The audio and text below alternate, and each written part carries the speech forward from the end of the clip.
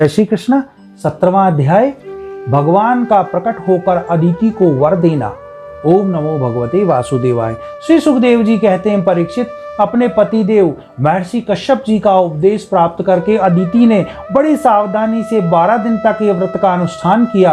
बुद्धि को सारथी बनाकर मन की लगन से उसने इंद्रिय रूप दुष्ट घोड़ों को अपने वश में कर लिया और एकनिष्ठ बुद्धि से वह पुरुषोत्तम भगवान का चिंतन करती रही। उसने एकाग्र बुद्धि से अपने मन को सर्वात्मा भगवान वसुदेव में पूर्ण रूप से लगाकर पयोव्रत का अनुष्ठान किया। तब पुरुषोत्तम भगवान उनके सामने ही प्रकट हो गए। परीक्षित, वह पीतांबर धारण किए हुए 4 भुजाएं थी और शंख चक्र गदा लिए हुए थे। परीक्षित, वह पीतांबर धारण किए हुए थे। उनके नेत्रों के सामने भगवान को सहसा प्रकट देख अदिति सादर उठ खड़ी हुई और फिर प्रेम से विह्वल होकर उसने पृथ्वी पर लौटकर उनको दंडवत प्रणाम किया। फिर उठकर हाथ जोड़ वे भगवान की स्तुति करने की चेष्टा की, परंतु नेत्रों में आनंद के आंसू उमड़ आए। उनसे बोला न गया। सारा शरीर पुलकित हो रहा था। दर्शन के आनंदोल्लास से उनके अंगों में कंपन होने लगा। वह चुपचाप खड़ी रही। परीक्षित, देवी अदिति अपने प्रेम पूर्ण नेत्रों से लक्ष्मीपति विश्वपति यज्ञेश्वर भगवान को इस प्रकार देख रही थी मानो उन्हें पी जाएगी, और फिर बड़े प्रेम से गदगद वाणी से धीरे धीरे उसने भगवान की स्तुति की। अदिति ने कहा, आप यज्ञ के स्वामी हैं और यज्ञ भी आप ही हैं। अच्युत, आपके चरण कमलों का आश्रय लेकर लोग भवसागर से तर जाते हैं। आपके यश कीर्तन का श्रवण भी संसार से तारने वाला है। आपके नामों के श्रवण मात्र से ही कल्याण हो जाता है।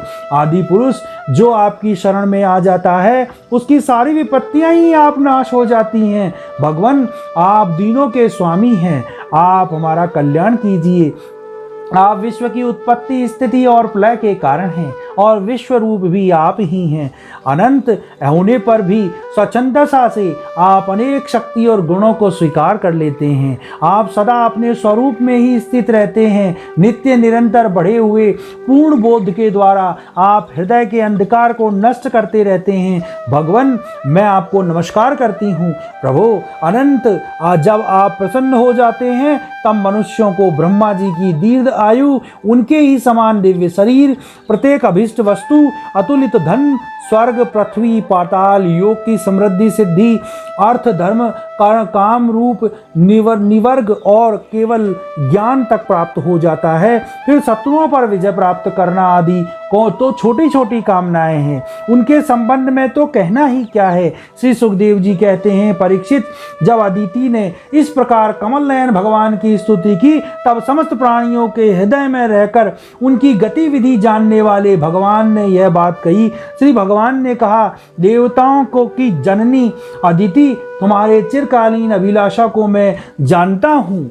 शत्रुओं ने तुम्हारे पुत्रों की संपत्ति छीन ली है और उनके लोक स्वर्ग को से खदेड़ दिया है। तुम चाहती हो कि युद्ध में तुम्हारे पुत्र उन मतवाले और बलि असुरों को जीतकर विजय लक्ष्मी प्राप्त करें।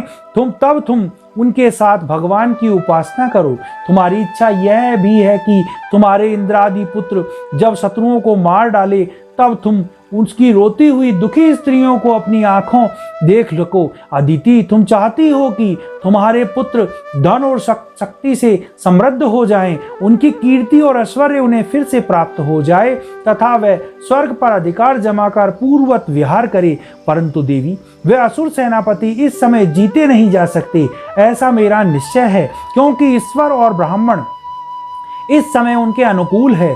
इस समय उनके साथ यदि लड़ाई छिड़ी जाएगी तो उससे सुख मिलने की आशा नहीं है। फिर भी देवी, तुम्हारे इस व्रत का अनुष्ठान से मैं बहुत प्रसन्न हूँ, इसलिए मुझे इस संबंध में कोई ना कोई उपाय सोचना ही पड़ेगा, क्योंकि मेरी आराधना व्यर्थ तो होनी ही नहीं चाहिए। उससे श्रद्धा के अनुसार फल अवश्य मिलकर रहता है। तुमने अपने पुत्रों की रक्षा के लिए विधि पूर्वक पयोव्रत से मेरी पूजा की है और स्तुति की है, अतः मैं अंश रूप से कश्यप के वीर्य से मैं प्रवेश करूंगा और तुम्हारा पुत्र बनकर तुम्हारी संतान की रक्षा करूंगा। कल्याणी, तुम अपने पति कश्यप में मेरे इसी रूप में के स्थित देखो और उन निष्पाप प्रजापति की सेवा करो। देवी देखो, किसी के पूछने पर भी यह व्रत दूसरे को मत बतलाना। देवताओं का रहस्य जितना गुप्त होता है उतना ही सफल होता है। श्री सुखदेव जी कहते हैं, इतना कहकर भगवान वहीं अंतर ध्यान हो गए। उस समय अदिति यह जानकर कि स्वयं भगवान मेरे गर्भ में से जन्म लेंगे, अपनी कृत्या का अनुभव करने लगी। भला यह कितनी दुर्लभ बात है। वह बड़े प्रेम से अपने पतिदेव कश्यप जी की सेवा करने लगी। कश्यप जी सत्यदर्शी थे, उनके नेत्रों से कोई बात छिपी नहीं थी। अपने समाधि योग से उन्होंने जान लिया कि भगवान का अंश मेरे अंदर प्रविष्ट हो गया है। जैसे वायु काठ में अग्नि का आघान करती है, वैसे ही कश्यप जी ने समाहित चित्त से अपनी तपस्या के द्वारा चिर संचित वीर्य का अदिति के आधान किया। तब ब्राह्मणों को यह बात मालूम हुई कि अदिति के गर्भ में तो स्वयं अविनाशी भगवान आए हैं। तब वह भगवान का रहस्यमय नामों से स्तुति करने लगे। ब्रह्मा जी ने कहा, समग्र कीर्ति के आश्रय भगवान आपकी जय हो। अनंत शक्तियों के अधिष्ठान आपके चरणों में मेरा नमस्कार है। ब्राह्मण्य देव त्रिगुणों के नियामक आपके चरणों में मेरा बार बार प्रणाम है। वृष्णि के पुत्र रूप से उत्पन्न होने वाले वेदों के समस्त ज्ञान को अपने अंदर रखने वाले प्रभु, वास्तव में आप ही सबके विधाता हैं। आपको मैं बार बार नमस्कार करता हूँ। यह तीनों लोक आपकी नाभि में स्थित है। तीनों लोक से परे वैकुंठ में आप निवास करते हैं।